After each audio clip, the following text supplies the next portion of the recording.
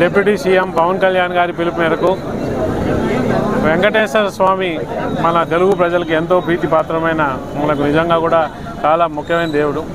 అందరూ కూడా స్వామిని ఒక్కసారన్నా జీవితంలో దర్శించుకొని వాళ్ళ జీవితం ధన్యమవుతుందని చెప్పి ఆలోచించుకునే అంత పుణ్యమైన క్షేత్రము అది తిరుమల.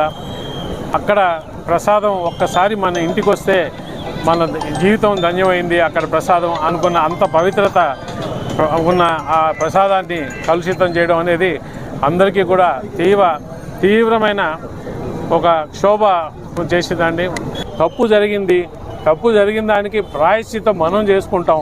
ఎవరైతే హిందూ ధర్మాన్ని మనం నమ్ముతామో, ఎవరైతే ధర్మాన్ని నమ్ముతామో వాళ్ళందరం కూడా ప్రాయశ్చిత్తం చేసుకొని ఇటువంటి తప్పులు ఇంకా జరగకుండా ఉండడానికి అనేది దీక్షకు పిలిపించారు.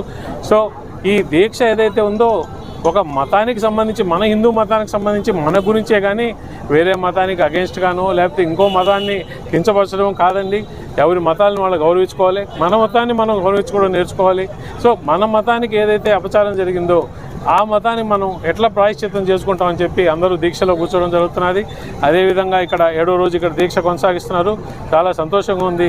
పిఠాపురం ఒక పుణ్యక్షేత్రం. ఈ పుణ్యక్షేత్రాన్ని మన ఉప ముఖ్యమంత్రి పవన్ కళ్యాణ్ గారు ఇవాళ రిప్రజెంట్ చేస్తున్నారు. అటువంటి పుణ్యక్షేత్రంలో ఇక్కడ జరిగిన ఏ దీక్ష కానీ చాలా మంచి ఫలితాలు ఇస్తుంది. కాబట్టి ఈ దీక్ష చేసిన వాళ్ళందరికీ కూడా మా పార్టీ తరఫున, కళ్యాణ్ గారి తరఫున మరొకసారి హృదయపూర్వక ధన్యవాదాలు చెప్పుకుంటాం. ఎవరు పూజలు చేసినా స్వాగతమే అండి. పూజలు చేయమని అడుగుతున్నాం మేము. పూజలు చేయండి, అపచారాలు చేయొద్దని.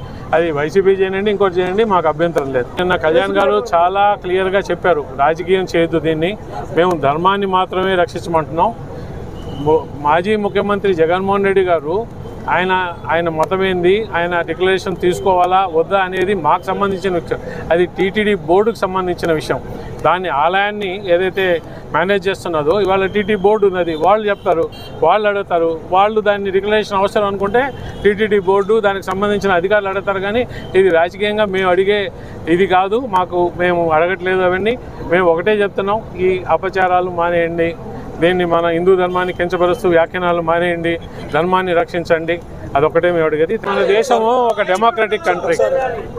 మన నిజంగా కూడా ఈ డెమోక్రసీలో వాళ్ళ అభిప్రాయాలు వాళ్ళకు ఉంటాయి. సో భేదాభిప్రాయాలు ఉన్నంత మాత్రాన వాళ్ళు శత్రువులు కాదు. సో ప్రకాష్ రాజ్ గారు ఆయన వ్యక్తిగత అభిప్రాయం వ్యక్తపరిచారు, మన దానికి ఏం ప్రాబ్లం లేదు. No comments.